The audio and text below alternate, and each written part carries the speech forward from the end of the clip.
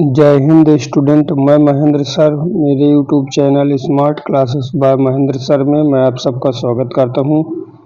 आज हम गणित पाठ तीन गणित के दो चर वाले रैखिक समीकरण का हम पार्ट दो कर रहे हैं ना। पार्ट 1 हमारा कंप्लीट हो गया था, हम आज पार्ट 2 कर रहे हैं।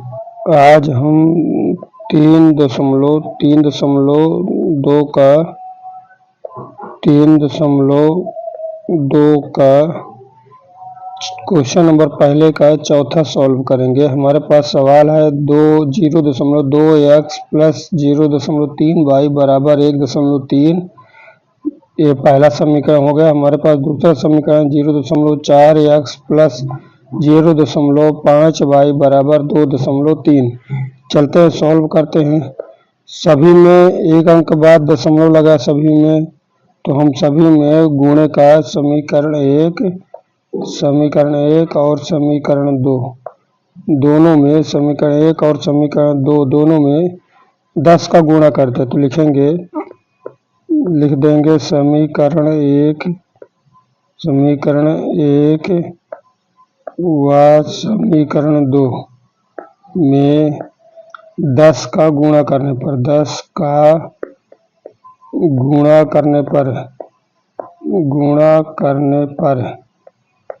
गुणा करेंगे तो डायरेक्ट 0.2x है, तो ये हो जाएगा 2x बचेगा। 2x 10 का गुणा करेंगे तो 0.20x हो जाएगा, है ना। तो लास्ट का 0 हट जाएगा, तो हमारे पास केवल बचेगा 2x प्लस इसमें 0.3 है, बाई में गुणा करेंगे 10 का, तो 3y बराबर 13 हो जाएगा। डायरेक्ट क्या हो जाएगा, ये 13 हो जाएगा। 13 ये हमारा समीकरण अगला हो गया 3। इसी प्रकार समीकरण 2 में भी 10 का गुणा करेंगे तो हो जाएगा 4x प्लस 5y बराबर 23 हो जाएगा। ये समीकरण हमारा अगला नंबर हो गया, समीकरण 4। देखिए हम थोड़ा सा शॉर्टकट में समझा देते हैं। जैसे हमें 0.2 गुणे 10 करना हो तो गुणा करेंगे तो ये आंसर कितना आएगा। 0 का गुणा करेंगे तो सभी में 0 हो जाएगा, तो हम 2 का 1 में करते हैं तो 2 1 कम 2, 1 0 इधर आएगा। और जो दशमलव है, दशमलव कितने अंक बाद है, तो शुरू से 1 अंक बाद है, तो 1 अंक बाद यहाँ पर दशमलव रखेंगे, तो ये हमारा कहलाएगा दशमलव के बाद 0 केवल है, तो इसकी कोई वैल्यू नहीं होती, तो हमारा जो आंसर है केवल 2 आया। क्लियर है। चलते हैं आगे बढ़ते हैं। अब इसमें से देखेंगे समीकरण में जो हमें आसान लगे 3 और समीकरण 4, जो हमें आसान लगेगा उसी को लेके आगे हल करेंगे। तो हमें समीकरण 3 थोड़ा ज़्यादा आसान है, तो हम लिखेंगे समीकरण 3 से। क्या लिखेंगे, समीकरण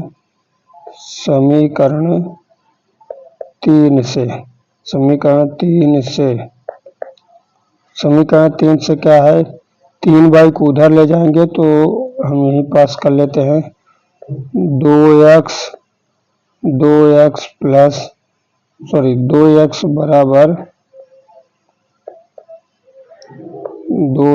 बराबर ये हो जाएगा 13 माइनस 3y।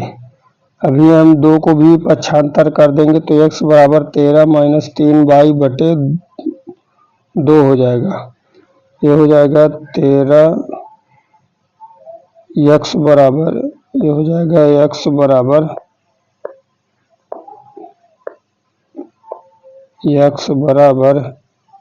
क्या हो जाएगा, 13 माइनस 3y बटे 2। ये हमारा अगला समीकरण हो गया 5 हो गया, है ना। 4 तो हम पहले से कर चुके हैं। समीकरण हमारा हो गया है 5। ठीक। इस x का मान समीकरण 4 में रखेंगे। लिखेंगे x का मान समीकरण 4 में रखने पर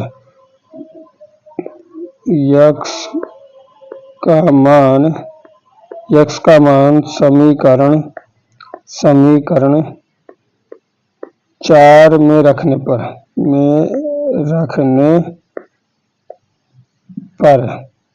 समीकरण 4 में रखेंगे तो समीकरण 4 हमारे पास क्या है?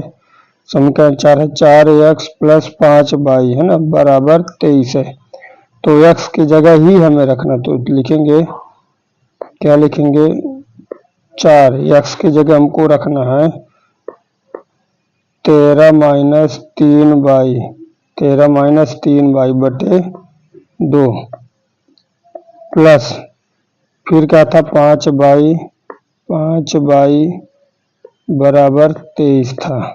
ठीक, इसको काट देते हैं, 4 को 2 से काट देंगे, 2 दूनी 4 हो जाएगा, 2 बचेगा, 2 का अंदर गुणा करेंगे 13 दूनी 26 हो जाएगा, 13 दूनी 26 हो जाएगा, लिखेंगे 26, 13 दूनी 26 माइनस 3 दूनी 6y प्लस 5y बराबर 23। 26 को उधर ले जाएंगे और 6y में 5y माइनस कर देंगे तो आगे चलते हैं पेज में। 6 में 5 घटाएंगे तो माइनस का y आएगा, वाइट पेज आ गया तो माइनस का y आ गया, बराबर 26 को उधर ले जाएंगे तो 23 माइनस 26 हो जाएगा, तो माइनस y बराबर 26 में 23 घटाएंगे तो 3 आएगा। ठीक, वो भी कौन सा 3 आएगा? माइनस का, तो माइनस से माइनस क्या हो गया? कट गया, तो हम बोलेंगे कि y बराबर हमारे पास 3 आया। ये हमारा y का मान आ गया। चलते हैं इस y का मान जो हमें आसान था, समीकरण हम 5 बनाए थे, ये देखिए समीकरण 5 हमारे पास था, x की वैल्यू निकालनी है तो हम इसमें समीकरण 5 में y का मान रख देंगे, लिखेंगे y का मान समीकरण 5 में रखने पर है ना, इसको आगे आप हिंदी लिख लीजिएगा, 5 में रखने पर, तो 5 क्या था? x बराबर 13 - 3y बटे में क्या था? 2 था, तो हमें y की जगह क्या रखना है? y की जगह हम मान रख लेते हैं गुणे 3, y की जगह 3 रखना है, तो ये हमारा क्या हो जाएगा? 13 अपनी जगह रहेगा माइनस 3 त्रिकाई 9 बटे 2, तो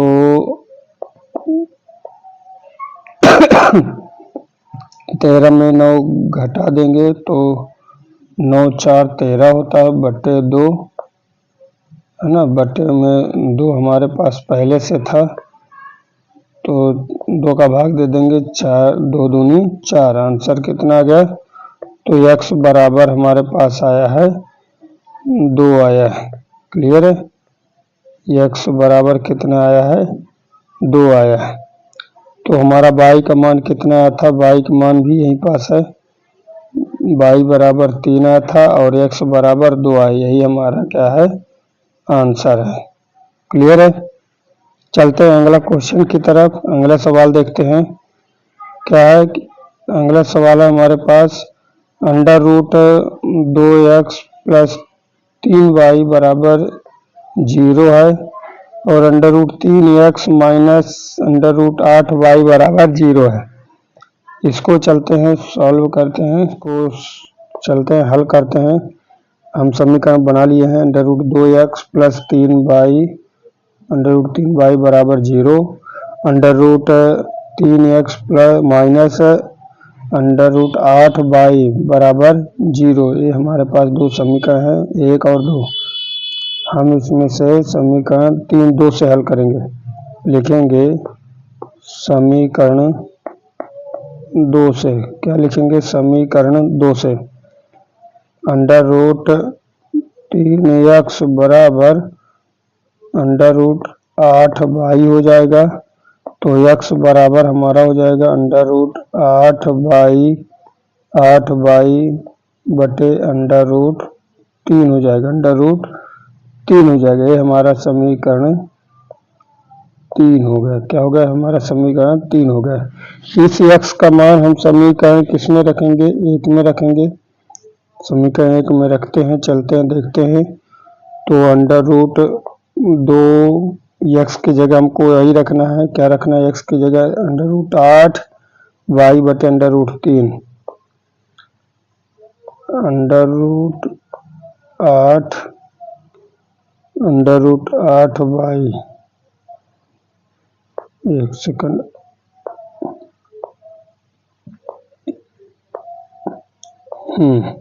अंडर रूट 8 बटे 8y बटे अंडर रूट 3 है ना, अंडर रूट 3 अंडर रूट 3, फिर माइनस का अंडर रूट 3y बचा, अंडर रूट 3y, सॉरी ये प्लस में है, प्लस अंडर रूट 3y है, plus under root 3y, under root 3y बराबर 0।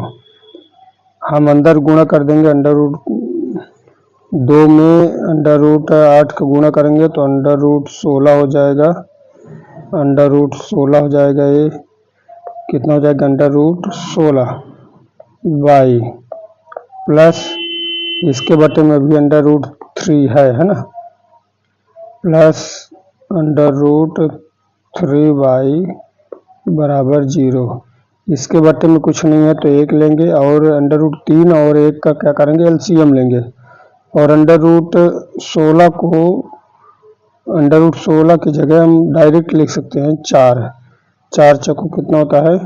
16 होता है, तो हमारा 4y हो जाएगा। ठीक, हम चलते हैं एलसीएम लेते हैं। एलसीएम हमारा अंडर रूट 3 और 1 एलसीएम अंडर रूट 3 आएगा, अंडर रूट 3 आएगा।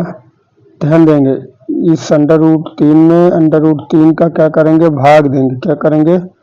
भाग देंगे। एलसीएम लेने के बाद जो आंसर आएगा ऊपर ले जाके 4y में गुणा करेंगे। तो अंडर रूट 3 से अंडर रूट 3y कट जाएगा, 1 बचेगा। तो 4 1 कम 4y प्लस पुनः 1 का अंडर रूट 3 में क्या करेंगे? भाग देंगे।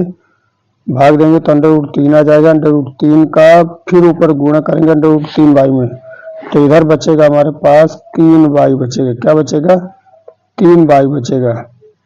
3y बराबर में हमारे पास क्या था? 0 था, बराबर में 0। अब अंडर रूट 3 को इधर ले जाएंगे, भाग में है तो गुणा में कर देंगे, तो 0 में गुणा करेंगे तो भी क्या हो जाएगा? 0 हो जाएगा। क्या जाएगा? 0 हो जाएगा। तो हम बोल सकते हैं कि 4 3 7y, क्या बोलेंगे? 7y बराबर 0। क्या हो जाएगा? 0 हो जाए, तो y बराबर हमारा 0 हो जाएगा। चलते हैं आगे, हल करते हैं। y का मान समीकरण 3 में रखते हैं। y का मान समीकरण 3 में रखेंगे। y बराबर 0, समीकरण 3 क्या है? x बराबर अंडर रूट 8 बटे y बराबर अंडर रूट 3। यहीं पास हम y का मान रख देते हैं, हमारा फाइनल आंसर यहीं पास आ जाएगा। क्या रखते हैं? x बराबर अंडर रूट 8 गुणे में 0 बटे अंडर रूट 3।